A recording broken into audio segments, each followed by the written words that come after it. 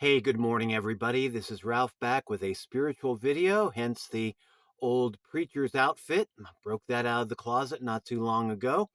And I would like to address a spiritual issue and kind of a contemporary issue that we are facing and will most likely be facing in the not so distant future. And that is the issue of potentially catastrophic UFO disclosure and what effect that can have on people of faith within the United States, beyond the United States, people of Earth. What would happen if it were suddenly disclosed that aliens have been here in the past, that aliens have interacted with humanity in the past, that aliens have definitely interacted in some of our ancient religions in the past? And what if it were suddenly disclosed that aliens may have, want to stress that, may have experimented with humanity sometime in the distant past, like maybe 100,000 years ago, messed with us genetically, and created the human race in their own image and likeness? Now, I know a lot of fundamentalists that might be listening to this right now are going to be saying, heresy, heresy, that's the theology of demons. But what if that were suddenly disclosed?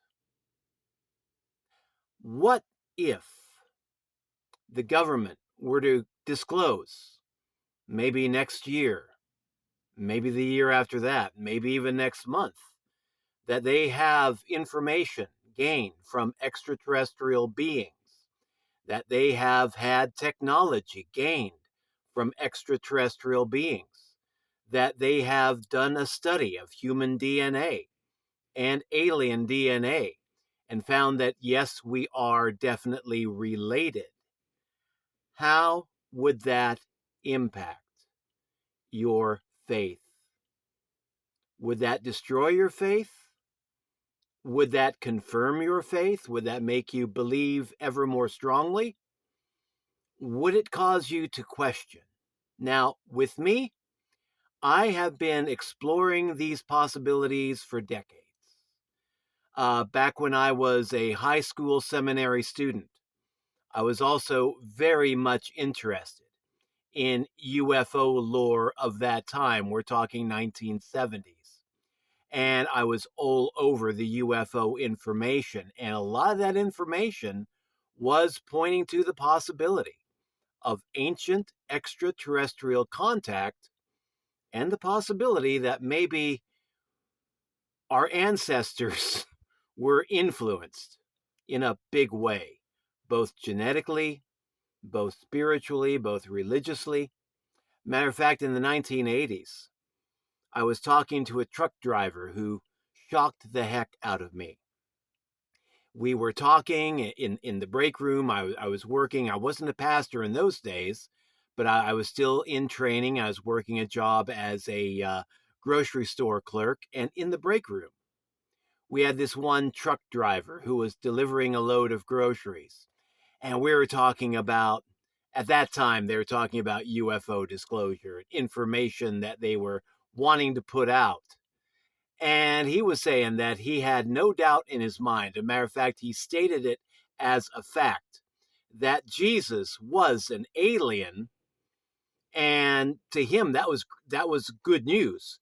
To him, that explained how come Jesus could work the miracles. It explained how he could raise from the dead, explained how he could be taken up into the heavens from earth, and explained how he could return back even after 2,000 years. And I'm saying this not to say that's what I believe, not to confirm that in any way, but just to illustrate that there have been people, some very mainstream, sane people, people that seem sane in other ways at least, that have been sharing these beliefs and affirming these beliefs. And I mean, right now, in this current age of UFO disclosure, if that truck driver is still alive, I mean, we're talking, what, 40 some years ago, that he might be running around telling his friends and his family, see, I've been trying to tell you this stuff. But I mean, yeah, what would that do to your faith if it were suddenly proved that even half of that stuff were true? Right now, we live in a very interesting age. I just had a little talk with ChatGPT, and according to ChatGPT, 65% of the people in the United States believe that there is life beyond Earth, intelligent life beyond Earth. 65% of the American public. We're not talking about a fringe element anymore. We're talking about the vast, well, maybe not the vast majority of people, but the majority of people are believing now that alien life exists. And 47% of the people living in the United States believe that we have been visited by extraterrestrials. 47%. So if you are in these percentages, which there's a good possibility that you probably are if you're watching this, then yeah, we are now pretty much in either the majority or close to the majority. But what impact could this have if UFO disclosure were suddenly to come out in such a way that the average person that still believed the exact opposite, that we are alone in the universe, that's only Earth, God, and the human race, and demons from other dimensions?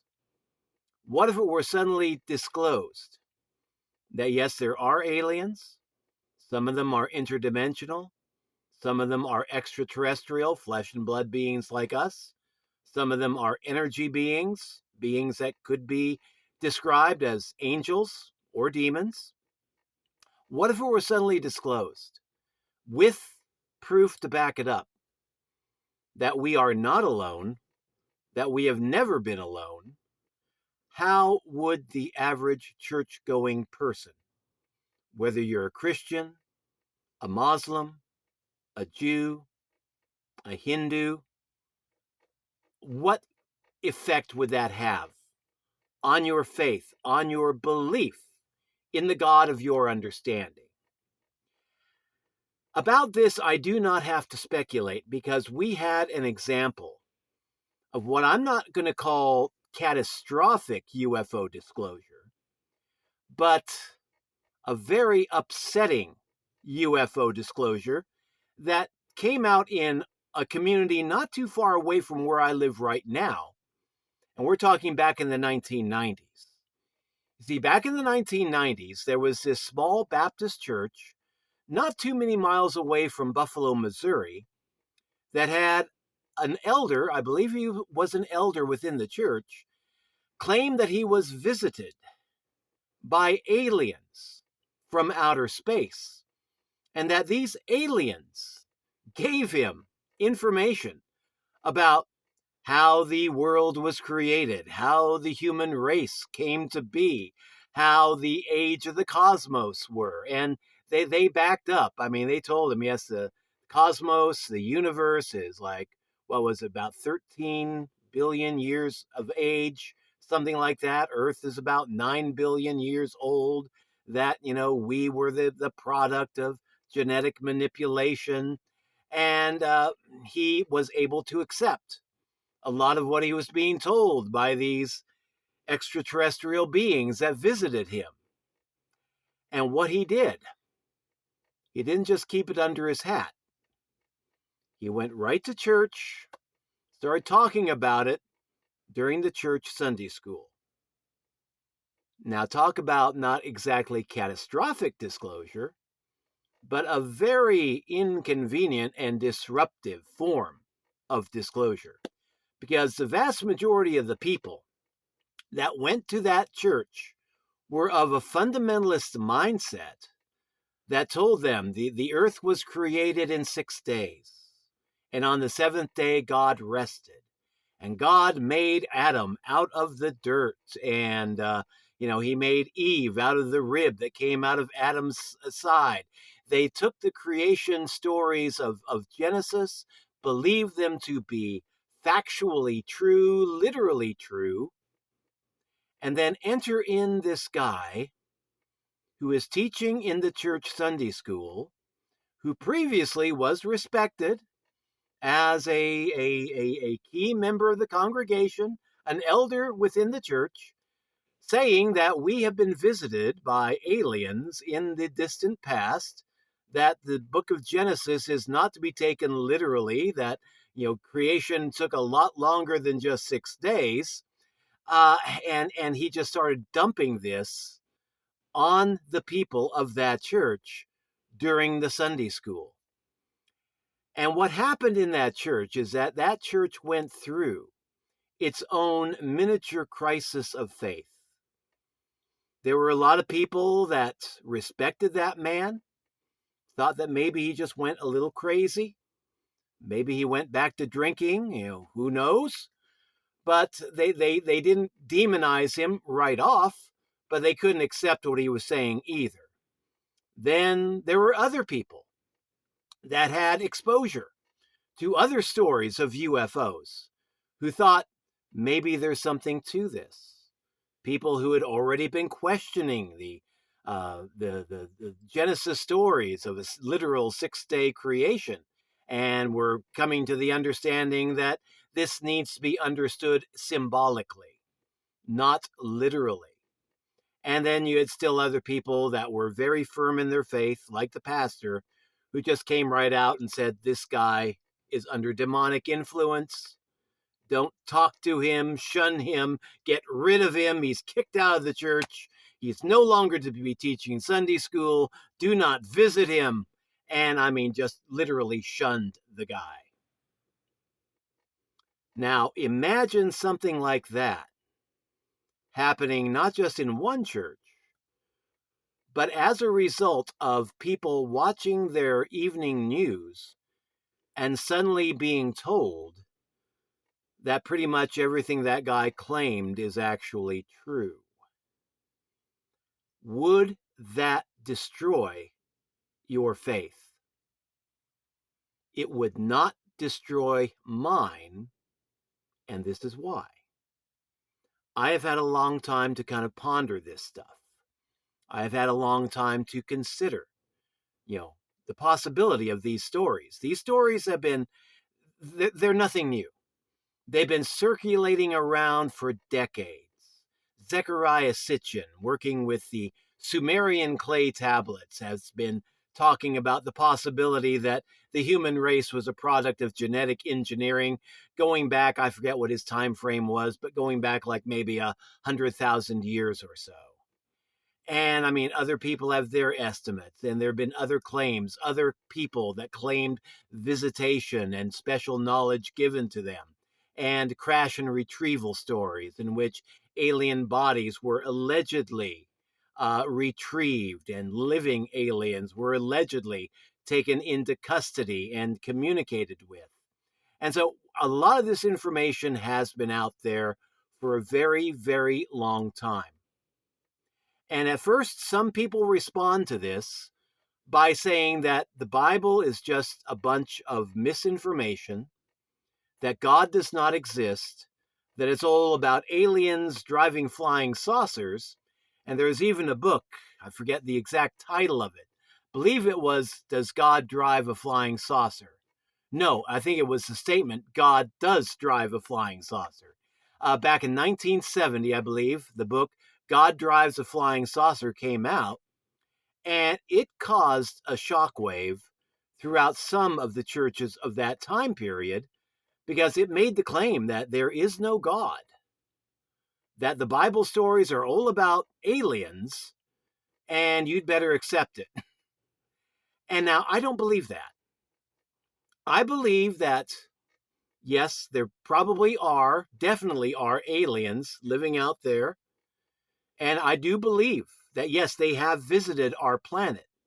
I also believe in the possibility that they have messed with us genetically, There's the possibility that we are the science experiment of at least a few of these extraterrestrial species.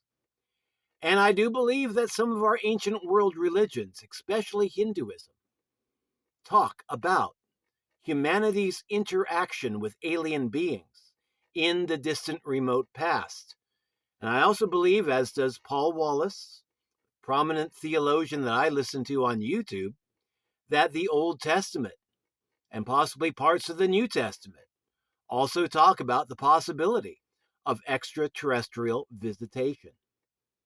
Now, does that mean that there is no God? Absolutely not.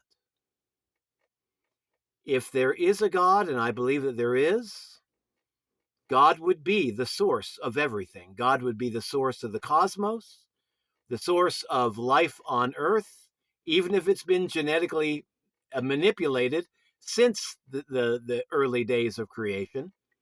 And that if aliens exist, which I believe that they do, they've had to have their genesis from somewhere. Did they create themselves? Obviously not. Maybe some aliens were created by other aliens, as some aliens may have manipulated and played with the genetics of the human race and maybe tried to form us in their own image and likeness. Not going to confirm or deny that, just throwing that out as a claim that's being made. But if aliens exist, and I believe that they do, they had to come from somewhere. There has to be a prime source from which all things come. And I call that source God, or the divine source. You can't explain everything away by just aliens flying around, messing with our ancestors. No, there's got to be a God beyond them.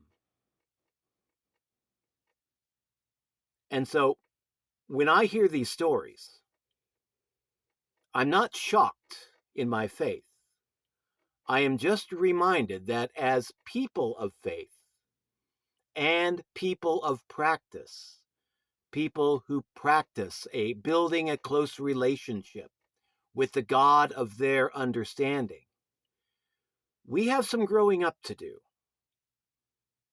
There is no doubt in my mind that we are going to have some more disclosure coming up.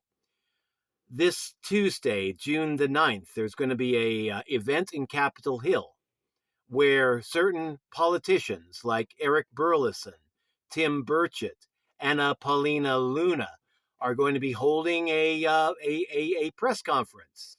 I think it's going to be something more than just a press conference, but they're going to be pushing for total UFO disclosure, for the government to declassify the UFO documents that it has and release them to the public, and do that in a timely manner if they are successful. And I do say if, because I'm old enough to remember a lot of this stuff being talked about in the 80s. In the 90s, we're supposed to have UFO disclosure. Now, 2026, we're being told we need to have UFO disclosure. And we have stories of certain people in government pushing for this disclosure and certain people in the deep state pushing against it, like certain agents within the FBI, CIA, and other alphabet agencies. So, yeah, if UFO disclosure comes, we're going to have some growing up to do, because there's no doubt in my mind that there is some information out there that might even shock me. And I mean, I've been looking at this stuff since the 1970s. I'm an old hand at this. I don't think there's much more that could possibly shock me, but maybe there might be a few things that have yet to be disclosed that might. But definitely the average church, pew warmer in church, might have some problem with this. And I think this is where pastors, this is where fellow church members are going to have to be loving and open and willing to question some of the things that we have held sacred for so long. Question some doctrines and dogmas that have been unquestioned for so many years. Back in, I forget when it was now, about 500 years ago, The Catholic Church was teaching that the Earth was the center of the universe, that the sun and all the other planets rotated around the Earth. And then Galileo came out with his telescope and said, no, the Earth is not the center of the universe.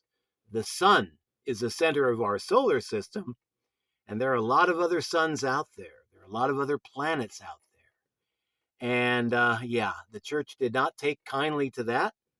And Galileo was told to shut up, placed under house arrest.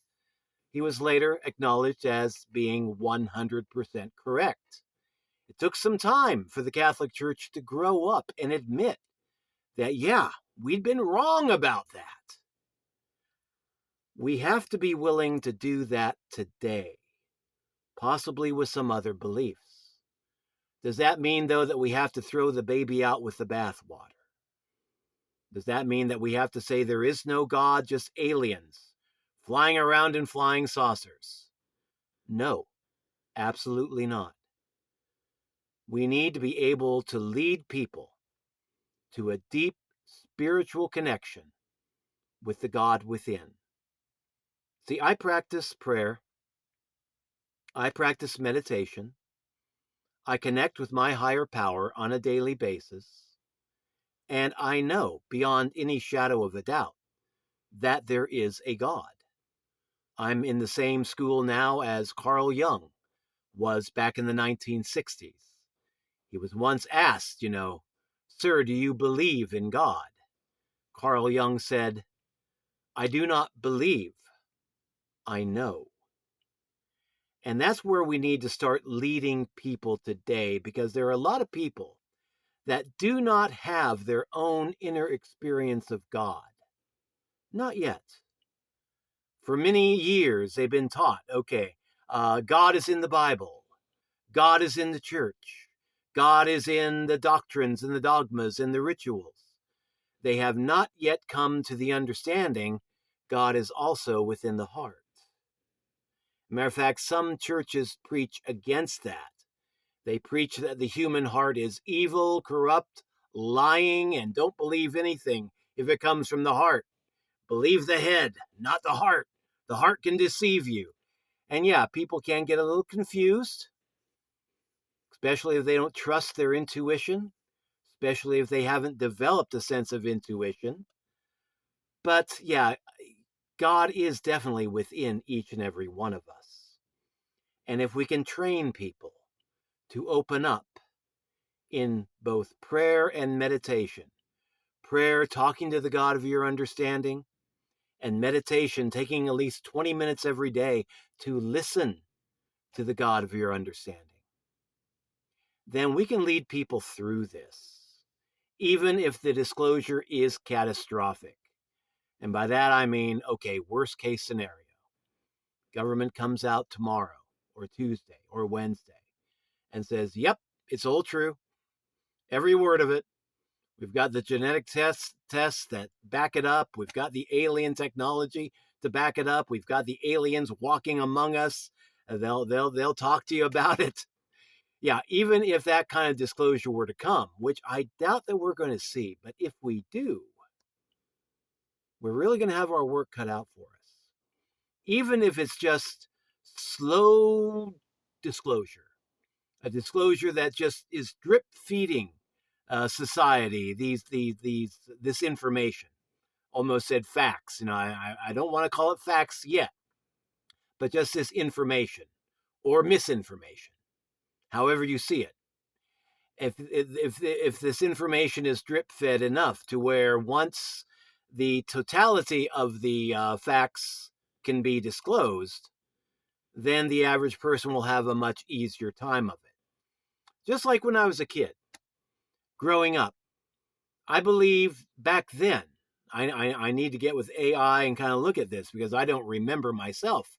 But back when I was growing up, it seemed like the people who believed in extraterrestrial life were not in the majority like it is today. Now, I think we made up about 1/3 of the population back in those days. Now it's almost, 65% of us believe in the possibility of extraterrestrial life. And 47% believe that that life has, in fact, visited Earth sometime in the distant past or maybe even recently. So, yeah, people have begun to awaken, but there are still a lot of people that haven't. And this is where we're going to have to be patient, we're going to have to be loving, and we're just going to have to be very, very careful. One thing I learned in high school seminary, and I hope I have not violated this teaching with this video right now by sharing my own beliefs. But one thing that I was taught by way of spiritual formation, spiritual direction, that when you're talking to somebody about their faith, you never want to take anything away from that faith. Instead, you want to add something to it.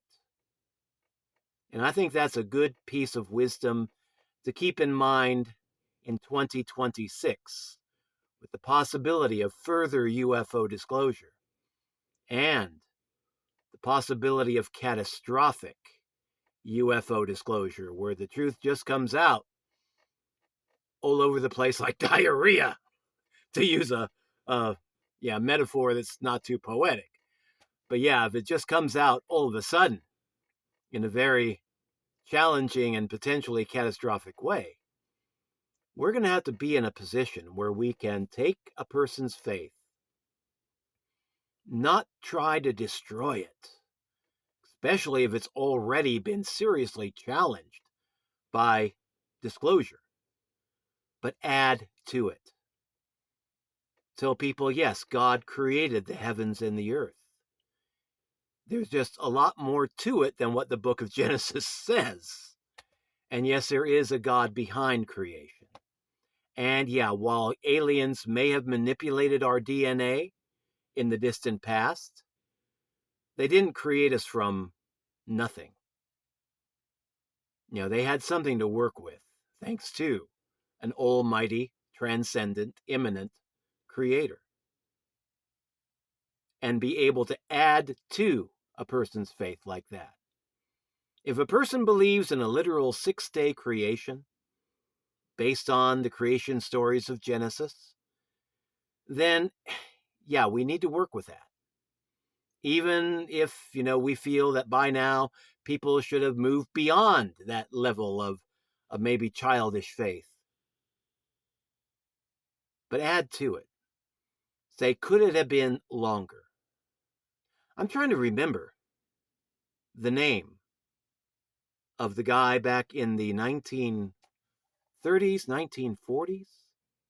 I can't think of his name right now, but it happened during the Scopes monkey trial, where a teacher was put on trial for teaching evolution in a public school.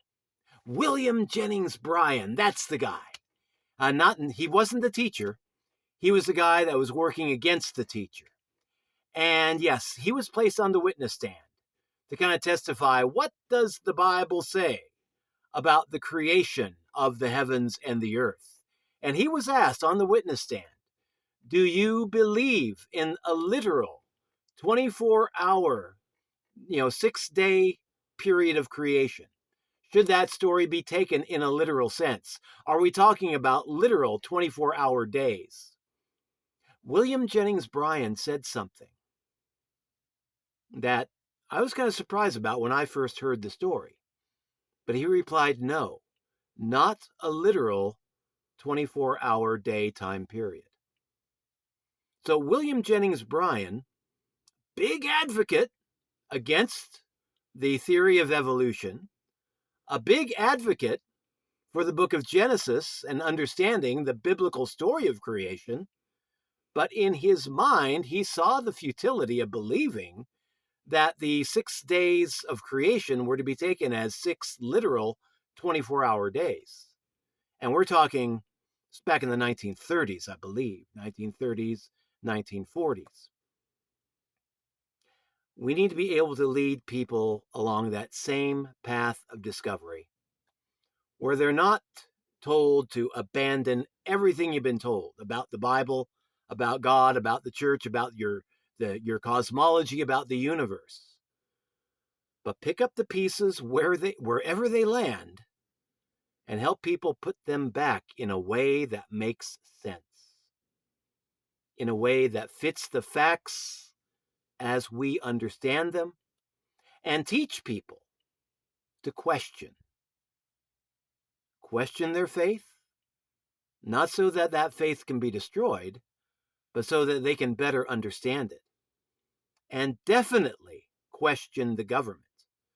Because I'm not saying in this video that we should absolutely believe everything that the government discloses.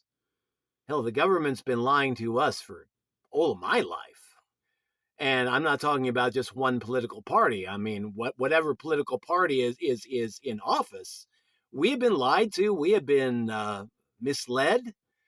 We have been kept in the dark about certain things, sometimes understandably so, sometimes frustratingly not very understandably so. But yeah, I'm not saying trust the government totally either. That would be stupid. But question everything. Use your own wisdom, use your own common sense, spend some time in prayer and meditation, and then day by day make sense of what is going on in the world around us. Yes, I believe there is a God that both transcends the universe and a God that is within the universe, within each and every one of us. We all have the divine spark.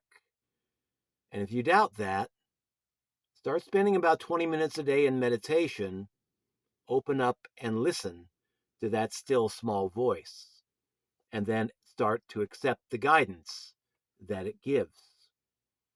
And we get people to begin doing that, even if it's just 20 minutes a day in meditation. We can get through anything that the world has to throw at us, anything that the cosmos might have to throw at us, and certainly anything that our own government might have to throw at us. That disclosure, if and when it does come, does not need to be catastrophic. I believe the government needs to start being more open and honest about what it knows, what kind of technologies we have, what the extent of these technologies are, and why they've been hidden, and where these technologies have come from. I believe that the government does need to be more transparent in those areas. And as things begin to come out, church leaders, definitely leaders that have brick and mortar churches, you're going to start having scared people come to you. You're going to start having worried people coming to you. You're going to start having angry people coming to you, seeking guidance. Remember your love for the church. Remember your love for your people. And open your mind to the truth. Be able to question what you yourself believe so that you may better understand it. And then be prepared to start enunciating that more clearly to others. Sometimes when people are going through a crisis of faith, it's not even preaching that people need. It's not even wisdom that people need. Sometimes it's just somebody to sit there and listen and say, yeah, I'm scared too, but we're going to get through this together. Just be open, be honest, be real, because I do believe this day is coming. Hopefully it's going to go a lot better than catastrophic disclosure, but we need to be prepared for that contingency if and when it does happen. And that's where love for God, love for the people of God is going to have to take priority over our own ego, including our own personal ego and our church ego. And be willing to admit, okay, maybe we have been wrong about a few things. And maybe we do need to update our roadmap, our cosmology, and our theology. Not saying we need to throw it all away and trash it, just update it. And that's what we've been doing for the last 2,000 years in world history. Going through periods where, we're confronted with new information, with new ways of seeing, new cosmologies, new technologies, and we've had to adapt and respond to these new understandings. Today is nothing new. It's nothing different. It's just having the possibility of being on a far more cosmic level than what we've ever seen before. But yeah, we will get through it. So keep the hope alive, keep the love of God alive, and let's get through this together. Ralph signing out. Have a great one. Bye bye.